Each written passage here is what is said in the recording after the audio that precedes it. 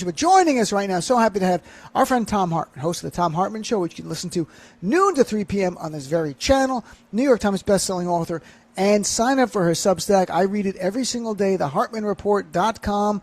Tom, Happy New Year. Good to see you. Hey, Dean. Great to see you, too, and Happy New Year to you. I hope you had a good holiday period, season, whatever you call it. There was no vacation. There was no break. Even though I wasn't here, it was still, I can't detach from what's going on. But I didn't expect over the weekend that Donald Trump would do a surprise attack for another country, kidnap their leader, and then tell us he was doing it for the oil. That did not have on the bingo card. That was like, there wasn't even the for show buildup like Trump did, like Bush did for the weapons of mass destruction. It was like, boom, look what I did, everybody. Presto changeo, abracadabra. What was your reaction to hearing the news? Well, the snatching Maduro was, I arguably an echo of George Herbert Walker Bush, or maybe it was George W. Bush. Who was it who took, what's his name? Noriega. Yeah, it was his father, right? Yeah, who took out Noriega from Panama. Yep. But there you had an American soldier who had been killed. You had the Panama Canal, which was arguably at that time still, in a way, American property, at least an American, an important thing. It had to do with world trade. I mean, he had nations, he had other nations supporting him. There was no attempt to run the country and all that kind of stuff. So I realize Republicans are running around talking about that like that's the great analogy. I think that's BS. The thing that shocked me, Dean, in fact, I just finished writing tomorrow's newsletter about this. Oh, really? You have a sneak preview. Is that, yeah, indeed, is that I think Trump is losing it. In fact, I opened my piece with Mad King Ludwig. We used to live in Germany, and we visited Neuschwanstein, which is this castle that the Disney castles are based on, that Mad King Ludwig built. And ultimately, in I think it was 1898 or what, I forget the year, but in the 1880s, 1890s, they took him out. I mean, they literally came to the castle and said, King Ludwig, you are no longer king. And, that was the end of that. But he was obsessed with architecture. He built 3 major castles. He was constantly renovating. He had all this pomp and ceremony all the time. He governed at night. He'd sit up all night long telling people what to do. He would, sleep in the day. He was just weird. I mean, he was just, they called him the Mad King. And here's what is making that analogy work for me. Trump is standing up there and he says, okay, we just did this thing. We just went down to Venezuela and we snatched Maduro, and, he's coming back to stand trial for drugs. Okay, I get that, and maybe if you notified Congress in advance, or maybe you could legitimize that. And then a reporter says, "So who's running Venezuela?" And he says, "We are." And I'm like, "Oh my God!" And you look at the look on Marco Rubio's face behind him when he said that, and it's like, his jaw didn't completely drop, but he was clearly struggling to maintain his composure, because there's no way that the State Department or the Pentagon would have even had a serious conversation about, Dan Kane and Pete Hegseth and Marco Rubio running Venezuela. It just wouldn't happen. So either Trump was just lying through his teeth and just throwing crap out, which he's done his whole entire life, or he really thought that he's in charge now of Venezuela. He's like emperor of the world, in which case he's delusional. And then, you get Lev Parnas's newsletter. Lev is, who's now saying that insiders in the White House are saying what I've been saying for weeks on the air. And I think I mentioned this on your program, or maybe when you came on my program to you, that, the new Alzheimer's drugs are given by infusion in the back of the hand. One of them is, I think, every week, and another one is every month. And, that can leave bruises, especially if you take aspirin. And it requires regular MRIs or CT scans to look for disintegration of the brain, and regular cognitive tests to see if you're still, ticking. Mm-hmm. And all of this is happening with Trump right now. And Parnas, who knows, used to work for him, knows people inside the White House, says he's been told by 2 people in the White House that that's what's going on, that Trump's on Alzheimer's medication. And so, what does America do when we have a mad king? I I'm not sure what we do. I don't know if we can do anything. The 25th Amendment has no ability for us as the people to involve. Yeah. It'll take the vice president and the cabinet. That's not going to happen. I do want to go back to Trump because at the press conference he said, we're running it. On Air Force One, it was a very weird, you can hear the gears in his brain working. And I want to play, it's a short clip. Matt, let's play clip number 3, please. The next question is who's in charge of Venezuela right now? Have you spoken to the newly sworn-in president there, Rodriguez? And what are your thoughts on the entire situation when you said the U.S. would run Venezuela? We're dealing with the people. We're dealing with the people that just got sworn in. And don't ask me who's in charge because I'll give you an answer and it'll be very controversial. What does that mean? It means we're in charge. Exactly. Rubio gets really destroyed on Meet the Press about, are you running it? Are you the head of it? That kind of stuff. No, we're running it by coercion. There's no plan. If you watch that press conference Saturday, Donald Trump looks so out of it. He could not read his speech. When he was standing behind the speakers, he looked like he was going to fall asleep on his feet. And I do not believe he that's the other big side effect that's the other big side effect of the Alzheimer's medication, is it causes people to fall asleep in the middle of the day. It's one of the major side effects of it. Well, you've got that going on. There's a lot of competence questions. I know that. And then, you wrote in your newsletter in the article that Trump is nakedly embracing the Putin doctrine. Share what you mean by that, please. Yeah, Vladimir Putin, Russia was a democracy for a brief time. I work for an international relief agency, and I spent some time in Russia after during the time when it was a democracy. And we had a big project there. And, there's all this high hopes and everything else. And then Putin gets in and basically takes down the democracy. He starts by suing the media outlets for libel. He sues the big law firms. He packs the courts. He gerrymanders the elections. And, he turns Russia into a dictatorship. So number one of the Putin doctrine is we don't need no stinking democracy. And Trump is clearly saying that. He hasn't mentioned the word democracy with regard to Venezuela and never mentions it with regard to America. Number two in the Putin doctrine is, we take what we want.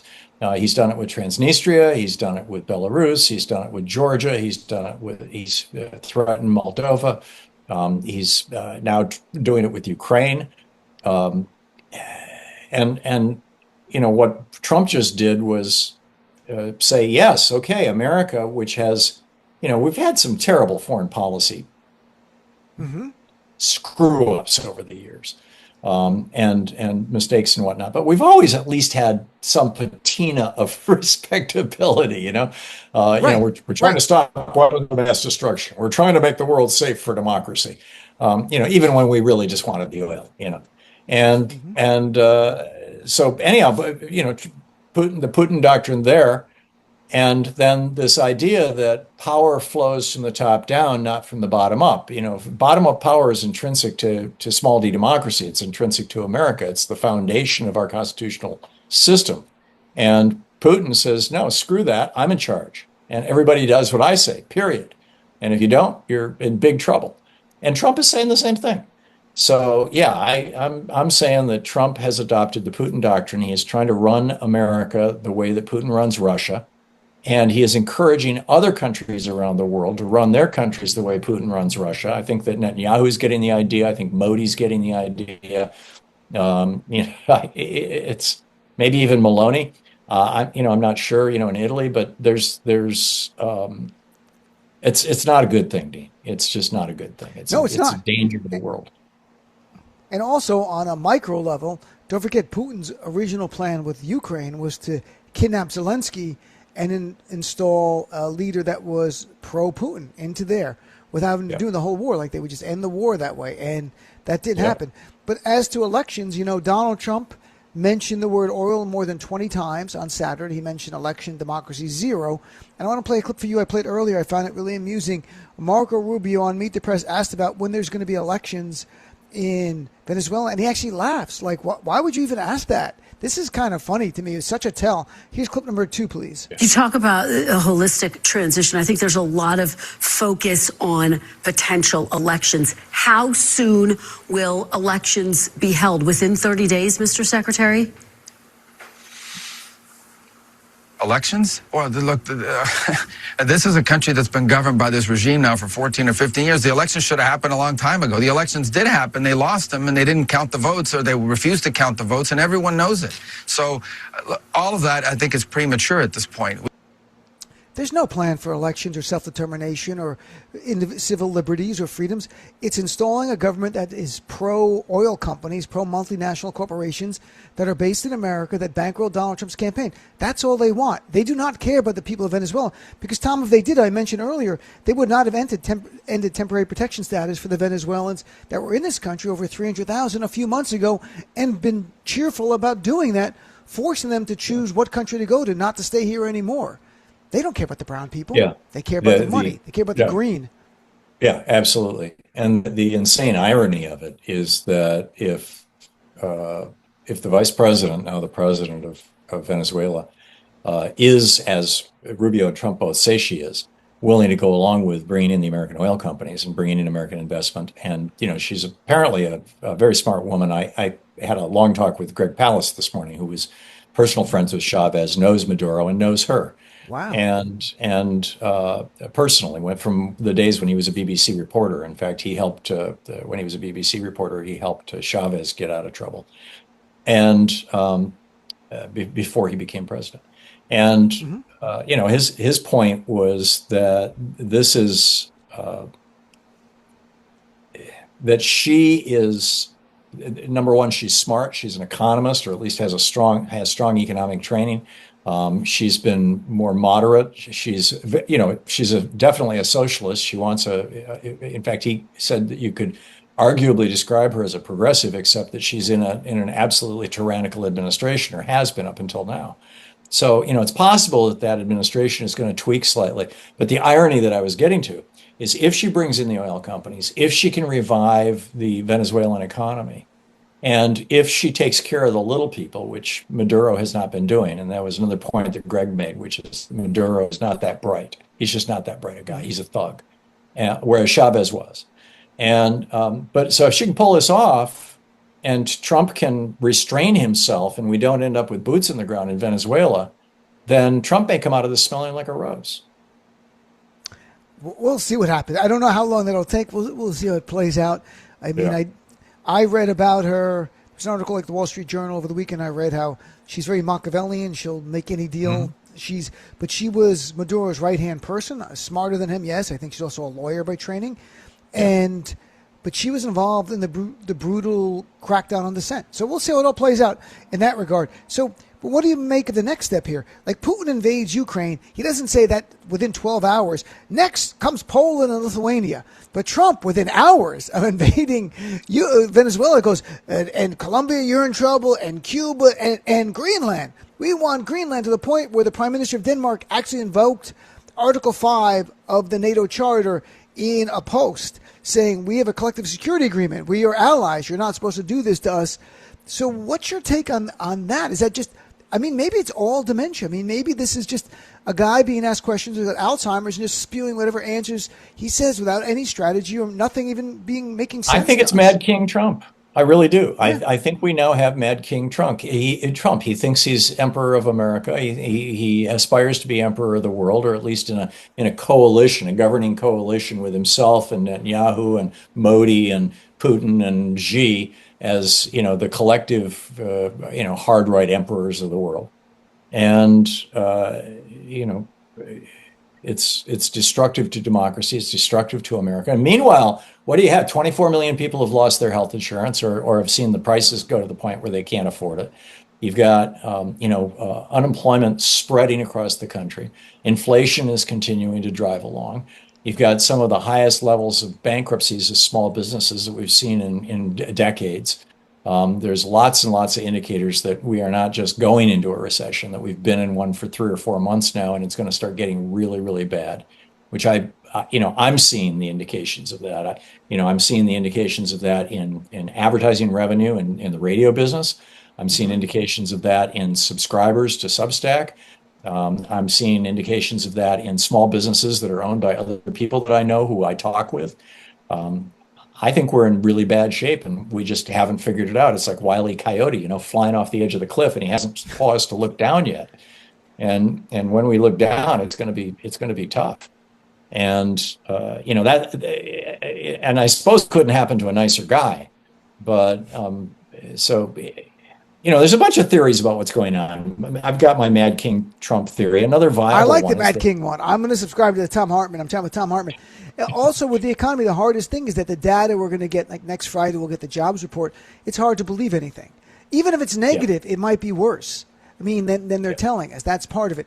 You're going to need other indicators, private data indicators, like ADP's payroll numbers, maybe state reporting, even if it's just blue states, because hopefully you can trust some of the red state secretaries that are there or commerce people to actually figure out what's going on. But unemployment went up 15% last year from January through December. 15%. That's the percentage. It went from 4% to 4.6%.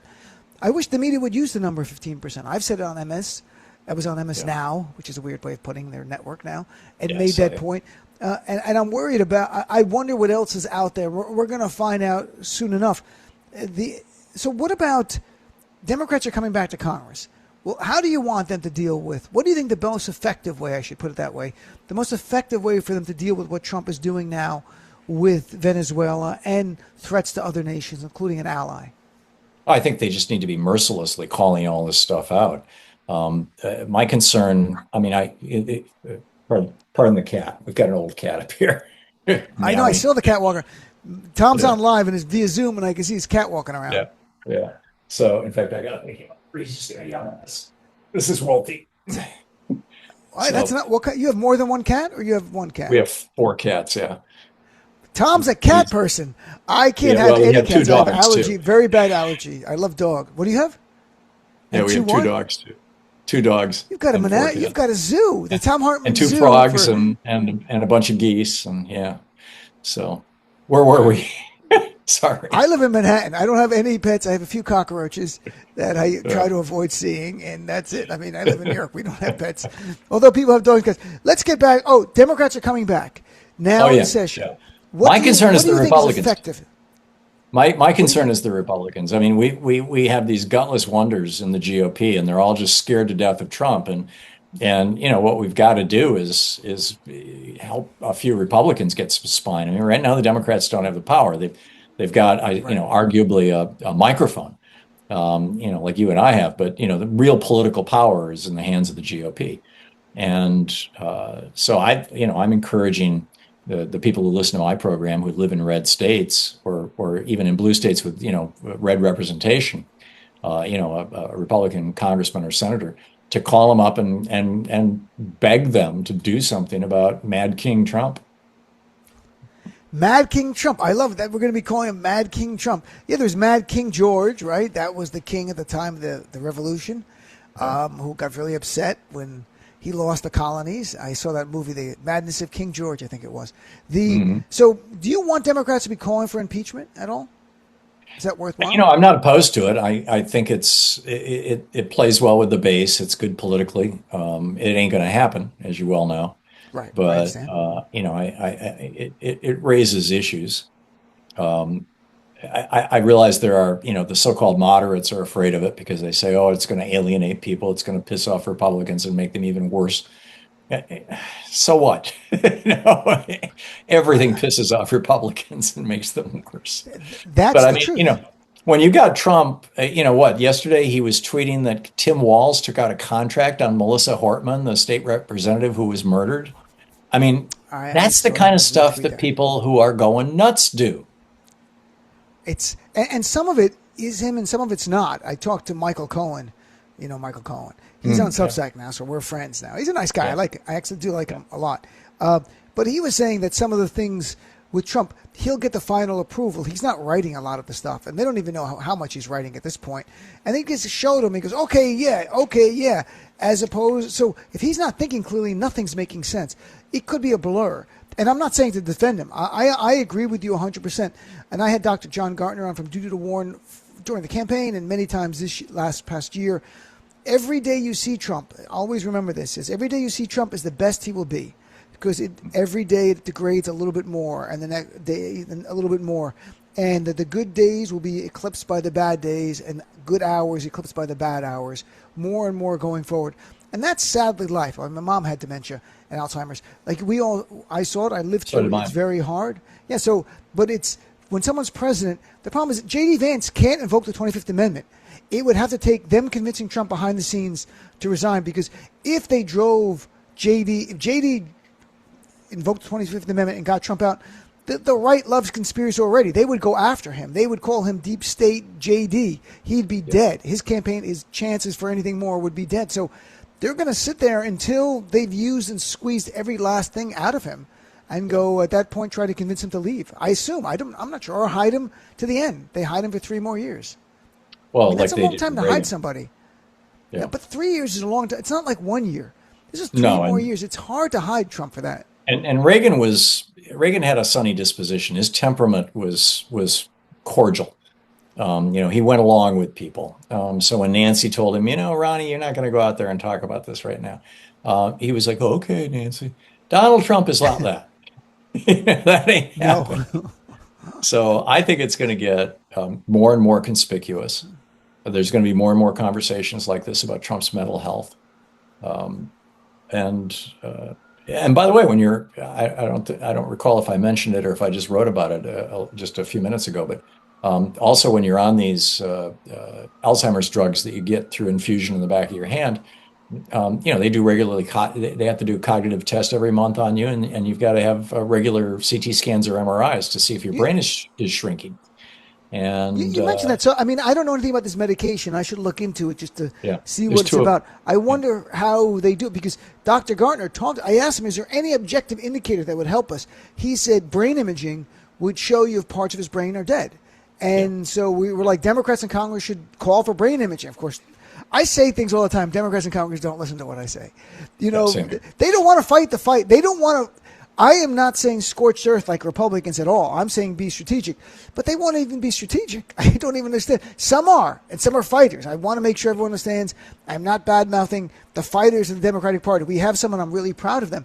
But I really think it's Schumer and Hakeem Jeffries who set up the strategy, and I don't get it with them. I mean, I really don't understand. And I know I bet you they're stifling certain Democrats from saying certain things, because I've heard that. There's certain things, if you're in the caucus, you're limited to what you can say outside in the public, and you could lose your fundraising support and stuff like that. These are not the right people for the time we're in. I think their strategy is hang on until it's our turn. And, that's not a strategy for a time of existential crisis. That might work. That might have worked when George W. Bush was president. But this is a different cat. Rope-a-dope doesn't work now. Rope-a-dope worked for Muhammad Ali in Africa fighting Foreman, right? You fought Foreman? George Foreman, But now, you can't do rope-a-dope now. You got to fight every step of the way. Look, so everybody over the weekend raised the Epstein files. Do you think there's some plausibility that a little bit had to do with DOJ discovering 1 million more documents on December 24th. What a joke, on Christmas Eve. And then the Jack Smith deposition, and they're hiding that. And they knew it would come out of the holidays, all focus on that. And then this happens. Do you think there's any possibility that played a role? I think it probably helped make Donald Trump very enthusiastic about this project. I think the power behind, or the manipulator behind the throne, the Machiavelli here is Marco Rubio. For years and years, he lied about his parents, saying that they were Cuban refugees from Castro, when in fact they came over to the United States 2 years before Castro took power in Cuba. And but he's still got that Cuban refugee thing. He's still got that base, that Cuban Hispanic base in Florida, and which is why he's senator right now.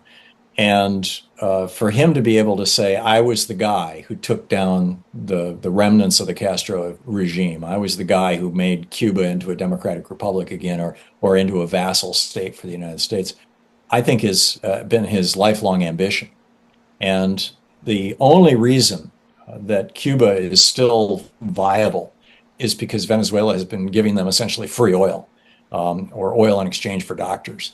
And, Trump is shutting off that spigot. And I fully expect that, within 4 or 5 months, maybe a little later than that, if there's a bad hurricane that hits Cuba, although they got whacked pretty badly last year, that the Cuban government is going to fall. And which, is a moment of danger, although it's not the Soviet Union trying to back them up so much anymore. It's been just Venezuela. But I think that the reason that Rubio was so gung-ho about taking out Maduro was ultimately to bring down Cuba. I really think that's the prize his eye is on. And Trump said it's on its last legs, it's like a fighter in the last legs of a fight. And I think that's the analogy they gave him that stuck in his brain. Last thing, tomorrow, it's largely true, by the way. Yeah, it is. I mean, the way you presented it and the way I was reading about it. So tomorrow is the 5th anniversary of January 6th. Is there a connection in your mind between Donald Trump not being held accountable for the attempted coup and the January 6th terrorist attack and the attack on Venezuela and all the lawlessness we've seen of Donald Trump in this second term? I think when the Supreme Court ruled that he had immunity for official acts and could literally order SEAL Team 6 to assassinate his political rivals and not be held responsible for it, that a switch went off in his mind. Something clicked. And that was the moment that he assumed the role of emperor of the world, or certainly emperor of America. And he hasn't looked back. So, yeah, I think that, 6 corrupt Republicans on the U.S. Supreme Court, they've done so much damage, between Citizens United turning our country into an oligarchy, making our elections for sale rather than for democracy, and gutting voting rights and things like that. But now let's give Trump immunity and let him be, a sovereign unto himself. That's insane. And it's feeding Trump's insanity. So, it's very troubling, Dean.